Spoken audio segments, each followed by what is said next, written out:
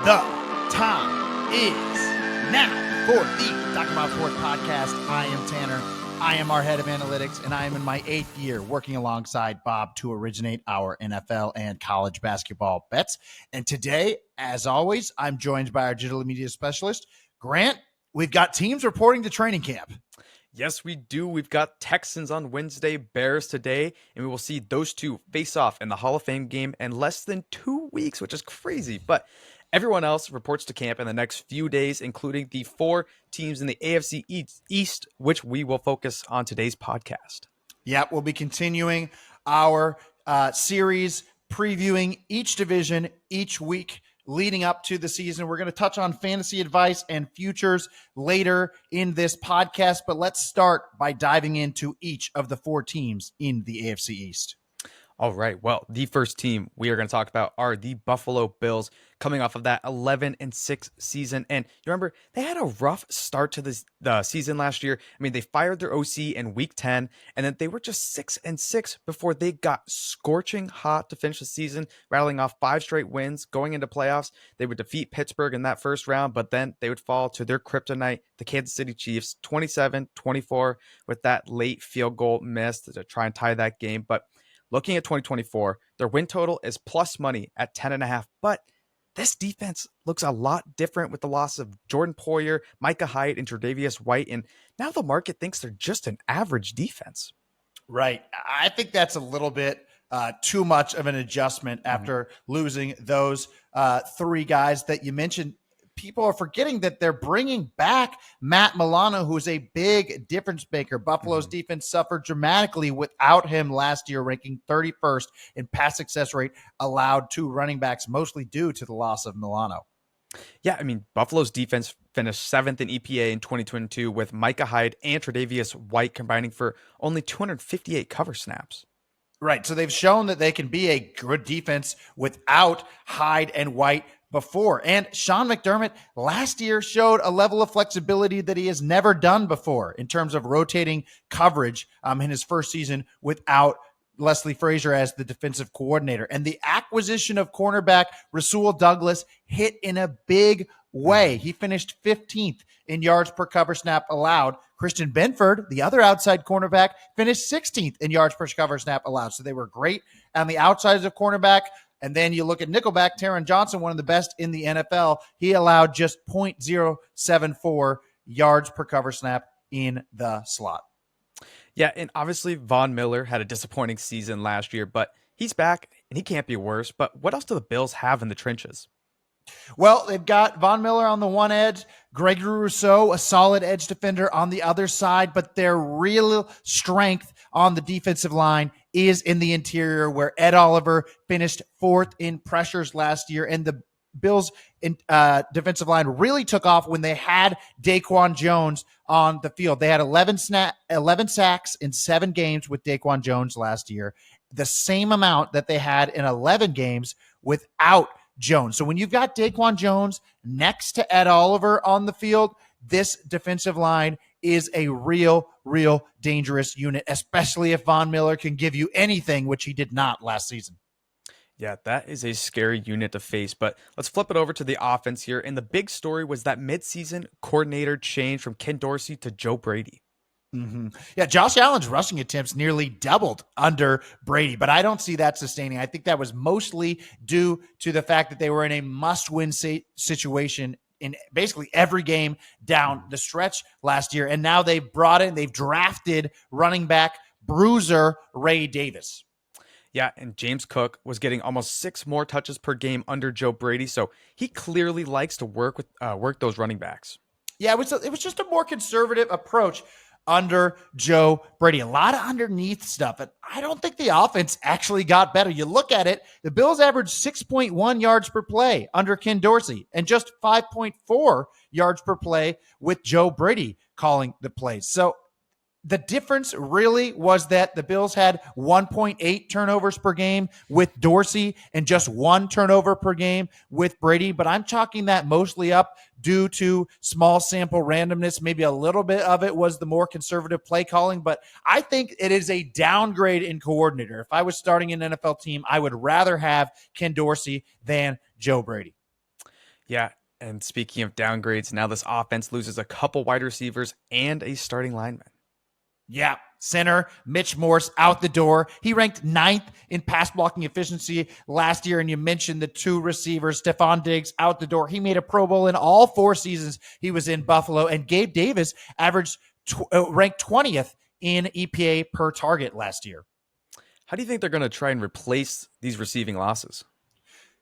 They're going to need a real big step up jump from Dalton Kincaid, who finished sixth amongst tight ends in success rate as a rookie, but they're going to need him to turn into close to a Travis Kelce level player for this pass offense to remain on the tracks. Now, the other receiver that they bring in that I think could be a good fit is Curtis Samuel. Remember, he finished 19th in yards per route run when Joe Brady was his offensive coordinator way back in 2020. And they love Curtis Samuel's blocking, so he's going to be on the field a lot. So, I mean, the market thinks this is still a top 5 offense. I look at the loss at center, the loss at receivers, the downgrade in coordinator. I don't think they're really in the tier with the big guns. They're probably slightly below that.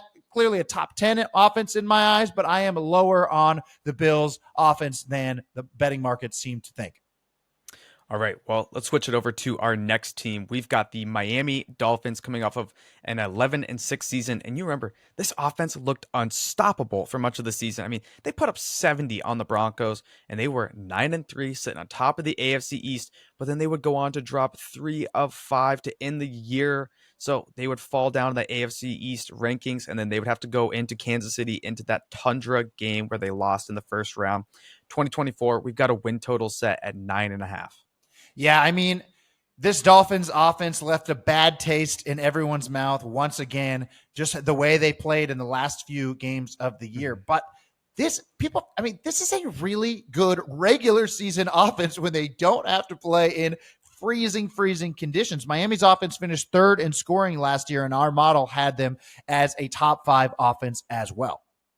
All right, well, looking at this line, I mean, they lose Robert Hunt, but we forget how banged up this offensive line was last season. I mean, starters Teron Armstead, Connor Williams, Isaiah Wynn only got 1,400 snaps last year, while backups Liam Eichenberg, Lester Cotton, and Kendall Lamb got 2,044 snaps. So Hunt himself only played in 10 games. Right. I mean, Mike McDaniel's quick game still schemed this offensive line despite all the snaps from the backups, like you mentioned. They led the league in pass blocking efficiency, and they graded just 16th in pass blocking grade on PFF. So I think the offensive line will grade higher this season, despite losing Hunt, just because we can expect to get more snaps from starters like Teron Armstead and Isaiah Wynn. All right, well, looking at receiver, obviously they didn't need much help, but they brought in some help and they got a decent amount deeper. Yeah, I mean, they bring in tight end Jonnu Smith and Odell Beckham. Those guys aren't really needle movers at this point in their careers, but they're certainly better than the receivers that are walked out the door this offseason in Cedric Wilson and Chase Claypool. So, I mean, my eyes, you look at this, I don't think this offense really got worse. I think this is clearly a top 5 regular season offense heading into 2024. All right, well, let's switch it over to the defense here. What do you think about their offseason so far? Well, I think if you asked me in February, I thought I'd be, or March, I thought I'd be low on this defense because they lose, Christian Wilkins, the underrated linebacker, Andrew Van Ginkel also out the door. Vic Fangio no longer calling the plays, but the moves they made were really solid. I mean, they bring in Kendall Fuller, cornerback who finished 9th in PFF coverage grade last season. He was the lone bright spot in that Commander's secondary, and they're going to pair him opposite Jalen Ramsey. Those two are one of the best cornerback tandems in the NFL. And then they also bring in former All-Pro safety Jordan Poyer to play alongside safety Javon Holland, who ranked 3rd in PFF coverage grade last year. Now, the pass rush is not going to be 3rd in pressure rate again, but they did bring in Shaq Barrett, Calais Campbell. They drafted Chop Robinson in the first round to help replace the production they lost from Wilkins and Van Ginkel.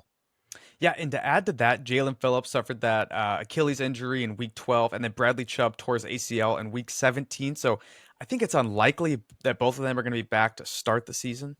Yeah, but they will come back at some point. And then when you look at, if you've got Phillips, Chubb, Campbell, Barrett, if Chop Robinson hits in any sort of way. I mean, it's a Mhm. pretty deep stable of pass rush. This is still pretty clearly to me at least a league average defense, unless new defensive coordinator Anthony Weaver is adult. And I really don't think he is. I mean, you look back, he was defensive coordinator for the Texans in 2020. I had the prior going into the season of that on that defense being 30th. They ended up 26 in scoring, and I had them ranked 25th in year-to-date defense by our metrics. So, I mean, he slightly outperforms what his expectation was going into the year, which makes me think that he's, going to be at least a capable defensive coordinator. And this group has above average talent despite the losses that they had in the offseason because of the guys that they brought in. Yeah, it seems like a lot of people have the Dolphins taking a step back and missing the playoffs this year. I mean, do you agree with that take? I think people are jumping the gun 1 year early. Remember, the Dolphins haven't had to pay Tua yet. This roster is still loaded, and it's not the freezing January conditions yet, right? We're starting the season in September when the Dolphins have always been great. We haven't even seen the new wrinkle that Mike McDaniel is going to almost certainly employ to the NFL this season that other teams will likely be copying. So this is a top 5 offense, at least a league average defense. That's going to put you near the top of the NFL if everyone can stay healthy. It's a big if. They've got a lot of question marks along both sets of lines, but if everyone's healthy, this is a really, really good unit the season before they have to pay Tua. Yeah, I mean, we all know this is a dangerous squad, and when they're playing together and they are popping off, they are good. But let's switch it over to our next team. We've got the New England Patriots coming off of that 4-13 season. I mean, this was a disaster for them. And this offense was absolutely awful. They were shut out twice. They didn't score 20 or more in 12 of their games. And now they've moved on from defensive mastermind Bill Belichick, and they've got a win total set at 4.5. But let's start with this offense that projects to score the fewest points in the NFL. And the real question here is Jalen Polk going to be the answer? I don't think so. But we did see Sam Laporta be a really effective receiver out of the second round last year. But I do not think Jalen Polk is going to be the major addition this offense needed this offseason. No, and the one thing that Jalen Polk does not have that Laporta has is Ben Johnson. And I don't think the Patriots have anything near a Ben Johnson. No, I mean, they bring in Alex Van Pelt at offensive coordinator. We've only seen him be an offensive coordinator once before, way back in 2009 on a 6-10 Bills team. They finished 28th in scoring with a combo of Trent Edwards and Ryan Fitzpatrick under center. So I'm not too optimistic about Alex Van Pelt. He's a Stefanski guy. We did see Drew Petzing, another guy off that Stefanski tree, go for some creative solutions with the Cardinals last year, but I don't think I trust Alex Van Pelt as much as Drew Petzing, and I really don't think he's much better than Bill O'Brien. All right, well, what's the plan at QB this year? Do we think we're going to see May early, or is he going to have to wait a little while? I think the Patriots would be smart to wait a while. I mean, maybe the whole season. Clearly, Alex Van Pelt is comfortable with Jacoby Brissett. Remember, Brissett was with Van Pelt in Cleveland in 2022. Brissett actually averaged 6.2 yards per pass play that year. I doubt he gets anywhere near that with this supporting cast. I mean, you pull up the depth chart right here. You look at it. There's no difference makers on this offense outside of Mike Onwenu. I'm honestly not sure why they didn't go out and get more pieces on the offensive line and in the receiving core to help Drake May whenever he eventually does make his debut. It might be smart for the Patriots to rest him the entire year. Yeah, it feels like they're setting him up for failure here. I mean, it's kind of similar to the Jaden Daniels situation that we talked about last episode. Yeah, I mean, it really is. This offensive line is atrocious. The only addition they made to an offensive line that finished fourth worst in pass blocking efficiency last season was the addition of Chuk Okorafor, and he got benched for the Steelers halfway through last year. He's going to be a significant downgrade from Trent Brown, who's out the door this offseason. So they were already fourth worst in offensive line pass blocking, and they're going to get significantly worse. Yeah, and it feels like the one bright spot for this team was their defense from last year, but now there's no Bill Belichick. Yeah, I mean, this is basically the same defense that they had last season, which was a top 10 unit by our metrics. But the defense finished 14th in scoring despite having some major injuries. Yeah, I mean, New England was the leader in adjusted games lost for defensive backs at 40.4, and that was mostly injuries to cornerbacks. I mean, you had rookie Christian Gonzalez, he tore his labrum, he missed 13 games, and then Marcus Jones, who probably would have started in Gonzalez's place, also tore his labrum the same game and missed 13 games as well. And then you got cornerback Jonathan Jones, was questionable for most of the year with an ankle injury.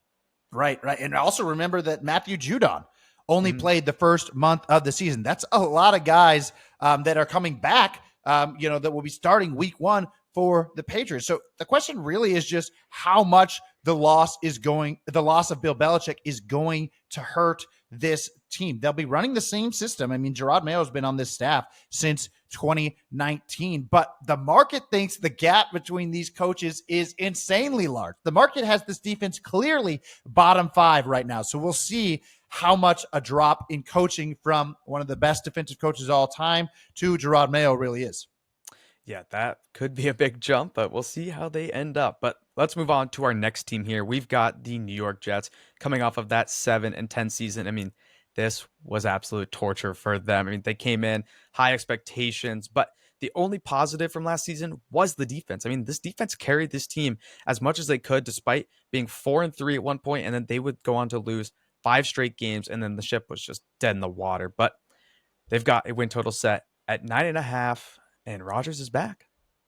Yeah. Yeah, I mean, I don't know how much we can really take away from last season, right? I mean, Rodgers got hurt on the very first drive, so I want to kind of level set and see where we were on this team coming into last year, and then see how the roster has changed since then. So the market thought that the Jets were a borderline top 10 offense going into 2023 and just a slightly above average defense. Now, we were much higher on the Jets defense going into last year. We had them as a top 3 unit, and that's why clients will know we were betting some Jets unders during the course of last season, and we were rewarded for that. Now, switching back to the offense, Rodgers coming off an Achilles could be a disaster. I mean, he's already upwards of 40 years old. But outside of Rodgers, I would say this offensive roster is much better than it was going into last year when they were already rated by market a borderline top 10 offense. Yeah, I mean, this offense is definitely looking a lot better, and it starts with massive improvements on the offensive line.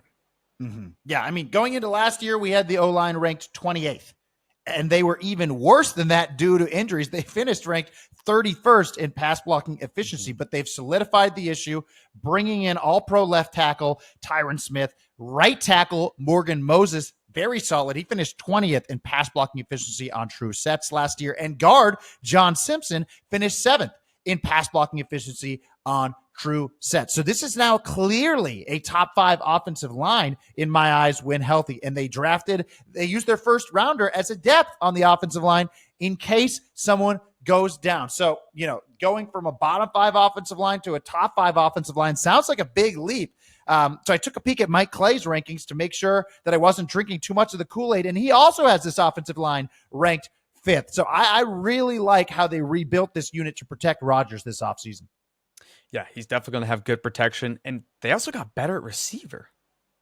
Yeah. I mean, bringing in Mike Williams, he got hurt last year, but his last healthy season, he finished 19th in yards per route run. And Garrett Wilson is only going to get better entering year 3, prime of his career. He's already one of the best in the NFL. They don't have a ton of depth behind those top 2 receivers, so they could get in some trouble if one of those guys goes down. But I really think this offense and this offensive rating is going to come down to whether a 41-year-old Aaron Rodgers is more like Tom Brady in his 40s or if he falls off the age cliff like we saw Peyton Manning in that last season. All right, well, let's flip it to the other side of the ball. What do you think about this defense? Are they going to maintain their high standard? Well, I think they take a little bit of a step back up front, not on the interior. I think Javon Kinlaw is basically a like-for-like swap with Quentin Jefferson to play alongside All-Pro Quinnen Williams. But on the edge, they lose Bryce Huff, 66 pressures, as well as John Franklin Myers, 59 pressures. And they bring in Hassan Reddick, who's solid. He had 66 pressures last season, but I don't think it was quite enough unless they get a big jump out of 2 first-round picks from previous drafts in Jermaine Johnson and Will McDonald. One of those guys is really going to need to pop for this defensive line for the pass rush to maintain the level we saw in 2023. All right, but what are you seeing behind those guys in the trenches? Well, I could see the linebackers play dip a bit. I mean, Quincy Williams had a career year last year, and we're going to have to see if that's an aberration or not. It feels kind of like that Devondre Campbell season we got from the Packers a few years ago when he all of a sudden turned into the best linebacker in the league, and then his performance has dipped in the following years since then. Now, the other linebacker, CJ Mosley, is going into his age 32 season. So we might not see a dip. I mean, Bobby Wagner was still playing to a great level when he was 32, but, we're nearing the age cliff, and CJ Mosley could fall off as well. So linebackers could get a little bit worse, but they might not. It kind of depends on what happens with those two guys. We'll have to keep an eye on that. I have no concerns with the secondary. This is one of the best secondaries in the NFL. And so even if we get a little bit of a dip from the linebackers, and even if we don't see a pop from one of those first round edge rushers, I still think this is at least a borderline top 5 defense, and they could be vying for the best defense in the NFL if they get great linebacker play again and a pop at edge rusher. Yeah, I think the Jets are going to be very exciting to watch this year. But let's shift it over to our next segment. We've got the fantasy corner. And who are you looking to target in this division? Well, we're going to stay in New York for our fantasy target in the AFC East. I've got big Mike Williams, who the Jets signed to a 1-year deal worth $15 million coming off of the week 3 torn ACL last year. He should be healthy and good to go for week 1 this season, and he could command a massive target share, given the lack of depth behind him and Garrett Wilson. Yeah, I mean, there is a lack of depth. The only 2 people behind them really is you have the 3rd-round rookie Malachi Corley, who Robert Salah said is a raw from a route running standpoint. And then you also just have Xavier Gibson, who earned, 38 targets last year? Yeah, I mean, I'm not really worried about either of those guys cutting into the receiving workload. And Rodgers is going to target the guys he trusts, which is typically not young players. And Rodgers has a proclivity to throw back shoulder fades where Williams excels. And you can get Williams really late in underdog drafts right now because Robert Saleh suggested that Williams might play limited snaps early on in the season. But I don't think that should really affect your fantasy drafts, especially in a best ball situation where you need him late in the season for the big money to win big tournaments like that. And he can be a touchdown machine. I mean, the guy is 6'4", 220. He finished 9th among wide receivers in red zone targets in 2021. And my bold prediction is that Mike Williams finishes with 10 touchdowns in 2024. I love that. That is a good, bold prediction. I mean, they have no one at tight end, really, or no one worth noting. Yeah, I don't think Tyler Conklin is necessarily a red zone threat that you're worried about. And Garrett Wilson's a little bit slight for a number 1 type of receiver. So I think Rodgers is going to throw it a ton to Williams inside the 20. Awesome. Well, let's end the podcast here with a bet for the people. What do you got for us, Tan? AFC East bet. Heading into the 2024 season, we've got Patriots to score under 330.5 points. This would basically mean that the Patriots would have to average nearly 20 points per game to go over this after scoring just 13.9 points per game last year and then losing their second best offensive lineman, Trent Brown. Yeah, I do think it is worth mentioning that we think the NFL scoring environment is going to be a little bit higher this season. I mean, what do you think about the new rule changes? Yeah, I mean, I do think the overall league-wide kickoff rules should add about a point due to better field position. That's going to be taking some getting used to for NFL fans. It's pretty quirky if you've seen it happen in the XFL. And then hip drop tackles, I think, are going to be worth about a half point in scoring per game, skewed towards the early part of the season when the refs are emphasizing that rule. But that only accounts for 1.5 point from rule changes. And the Patriots would need to average 5.5 more points per game than last year to go over this. And they're likely going to get some regression towards the mean in turnovers, but they're not going to get any red zone regression. They already finished better than average in red zone scoring percentage last year, and now they're worse in talent. And I don't think Alex Van Pelt is going to be significantly better than Bill O'Brien. Now, there's upside with this defense, but either way, I don't really think it helps the offense from a scoring standpoint. If the defense is good, then Gerard Mayo likely doesn't want the offense to make mistakes. He'll play conservative to not blow games in terms of not going for it, trying to limit turnovers and running very few amounts of plays. If the defense is as bad as the market thinks it is, this offense is clearly not built to play from behind. I mean, they might have the worst offensive line and worst group of receivers in the NFL. There's nothing for Jacoby Brissett and or Drake May to work with here. All right, well, there you have it, a bet for the people, but that will do it for this week's episode. We will be back next Friday to preview the NFC North, and don't forget to check out drbobsports.com, where we've got the NFL and college football packages, as well as our free weekly analysis. So, as always, thanks for listening, and make sure to like and subscribe.